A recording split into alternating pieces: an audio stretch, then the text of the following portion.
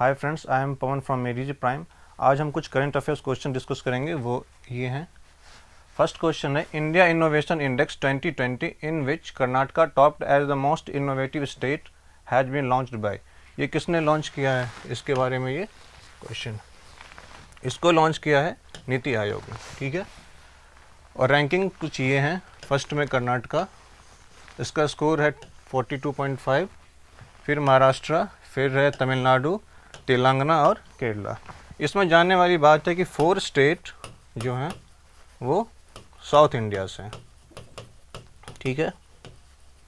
इसमें कर्नाटका, तमिलनाडु, तेलंगाना और केरला, ठीक है। इसके बॉटम, इस लिस्ट के बॉटम में है बिहार। इनोवेशन में बिहार सबसे बॉटम में है। और इस ऑप्शन के रिगार्डिंग कुछ इन्फॉर्मेशन अगर हम देखें तो इसका इस्टेब्लिशमेंट कब हुआ था नीति आयोग का? 1 जनवरी 2015, ठीक है। इसके जो वाइस चेयरमैन हैं वो हैं राजीव कुमार। राजीव कुमार इसके वाइस चेयरमैन हैं। और इसके जो सीईओ हैं वो हैं अमिताभ कांत, ठीक है। तो इंडिया इनोवेशन इंडेक्स किसने लॉन्च किया है? तो नीति आयोग ने, ठीक है। इसका आंसर है NITI Aayog. Hope it clear. Next question में, recently Gujarat government renamed which variety of fruit as Kamalam. इसका आंसर है ड्रैगन फ्रूट, ठीक है। ये है ड्रैगन फ्रूट। इसको पिताया भी कहते हैं, ठीक है। और वियतनाम लार्जेस्ट प्रोड्यूसर भी है और एक्सपोर्टर भी, ठीक है।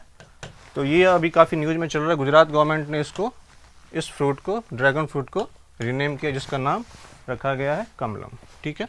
Hope it clear. अब next question, Joe Biden and Kamala Harris have recently become president and vice president of US. ये आपको पता है इसके बारे में, रिस्पेक्टिवली देयर रिस्पेक्टिव क्रोनोलॉजी। ये बहुत सारे एग्जाम में पूछते हैं कि ये कौन से नंबर के प्रेसिडेंट हैं और वाइस प्रेसिडेंट हैं।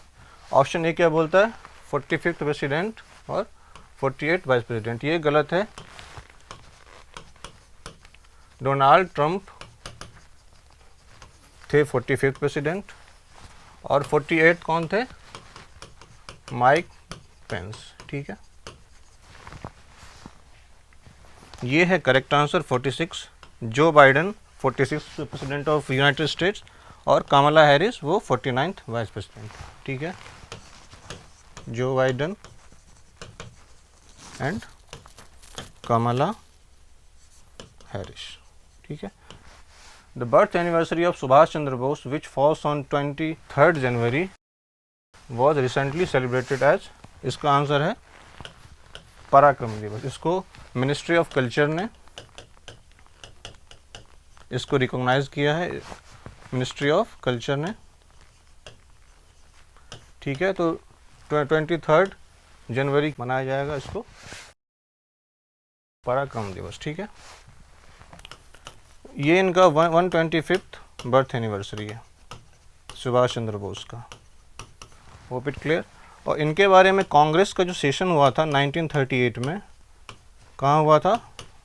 हरिपुरा। और 1939 कहाँ हुआ था? त्रिपुरी में।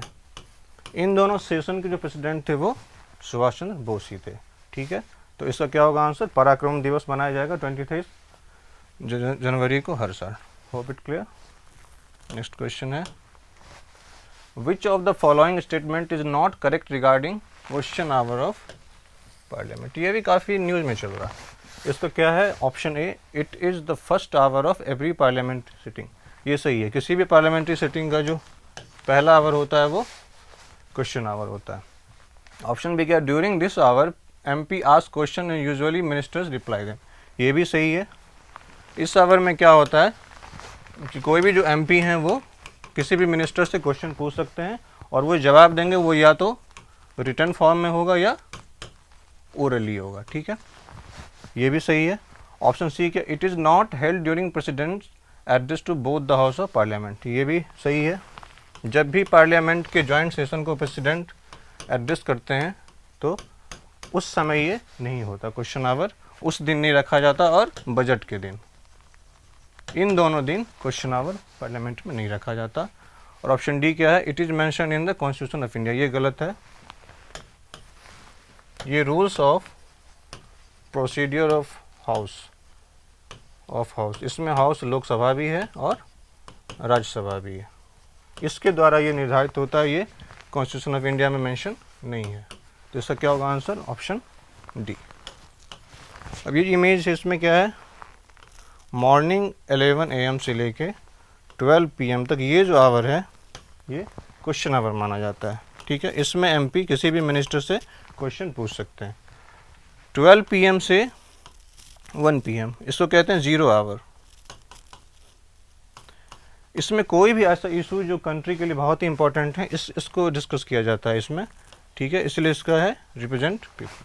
उसके बाद यूजुअली लंच ब्रेक होता है, और उसके बाद कोई भी अगर बजट पास करना हो या कोई भी लॉ पास करना हो तो ये गवर्नमेंट उसके बाद 2 PM के बाद, और नॉर्मली 6 PM तक, लेकिन इसका कोई है ऐसा नहीं है कि 6 PM तक ही होगा। अगर कोई भी इशू इंपॉर्टेंट चल रहा है, कोई लॉ डिस्कस करनी है, तो ये आगे भी कंटिन्यू हो सकता है। तो इसका क्या होगा answer, it is mention in the constitution of India, ये नहीं, इसमें मेंशन नहीं है। Hope it clear. अब आते हैं नेक्स्ट क्वेश्चन पे। Avian influenza which is also known as bird flu, ये अभी काफ़ी न्यूज़ में चल रहा है, is cause mainly due to, इसका आंसर होगा इन्फ्लुएंजा टाइप ए वायरस। ये है इन्फ्लुएंजा टाइप ए वायरस। ये एंजाइम होता है, न्यूरामेंडिजी, ये एक एंजाइम है, और हेमाग्लूटिन, ठीक है, ये है प्रोटीन। ये जो आप स्पाइक देख रहे हैं ये है हेमाग्लूटिन, ये एक टाइप ऑफ प्रोटीन होता है, और ये जो आप देख रहे हैं इसको, ये है न्यूरामेंड, जो एक एंजाइम होता है। तो ये बॉडी के सेल के साथ कंबाइन करता है, ठीक है, तो ये होगा। तो इसको ऐसे नोमेनक्लेचर करते हैं जैसे ए, ठीक है, ये वायरस का टाइप है, ठीक है, जैसे ये इन्फ्लुएंजा टाइप ए वायरस है, इसमें जो ए है ये वाला, ये वायरस का टाइप है। इसके नोमेनक्लेचर को ऐसे कर सकते हैं, फूजियन, ठीक है, ये जगह का नाम है जहाँ पे ये पहली बार हुआ था। जैसे अगर कोरोना वायरस का बात कर लें तो ये कहाँ हुआ था, वुहान में, तो यहाँ पे वुहान आ सकता है। स्ट्रेन नंबर, बहुत सारे वायरस ऐसा होता है जो खुद रिप्लिकेट करते हैं, ठीक है, तो उसका कौन सा नंबर वाला ये स्ट्रेन है वो इससे डिनोट करते हैं, और किस ईयर में ये हुआ था या आइसोलेट किया गया था उसको एक्सपेरिमेंट के लिए, तो ये, ठीक है, तो ये इसका नोमेनक्लेचर है। और H3N2, जैसे इस वायरस का नाम अगर हम देखें H3N2, इसका मतलब है कि इसका जो 3 स्ट्रेन होगा ये होगा हेमोग्लूटिन का, और 2 जो स्ट्रेन होगा ये होगा न्यूरामेंडेजिस का, ठीक है। तो एवियन इन्फ्लुएंजा कौन से टाइप ऑफ वायरस है, influenza type A virus. Hope it clear. Next question, countering America's adversaries through sanction act, ये भी अभी काफ़ी न्यूज़ में चल रहा था। वो इसलिए न्यूज़ में चल रहा था कि इंडिया ने रसिया से S-400 Trump missile defence system को खरीदा था, खरीदने की बात चल रही थी अभी, तो इसलिए ये काफ़ी न्यूज़ में चल रहा है। Has provisions against which of the following country, इसमें Iran, North Korea and Russia, ये तीनों कंट्री हैं जो इस लॉ या एक्ट के अंदर आते हैं। तो क्या होगा इसका आंसर, 1, 2 एंड 3। ये 3 कंट्री हैं, रसिया, ईरान, नॉर्थ कोरिया, ठीक है, इसमें चाइना नहीं है, ठीक है। तो कभी भी किसी एग्जाम में आए कि कैट्सा किससे रिलेटेड है, तो ये 3 कंट्री ईरान, नॉर्थ कोरिया और रसिया, इसके ऊपर सैंक्शन होने की बात हो रही थी। और वो कंट्री जो रसिया के साथ कोई भी आर्म डील खरीदेगा या कोई भी आर्म डील करेगा तो वो उसके ऊपर भी सैंक्शन लग सकता है, ठीक है।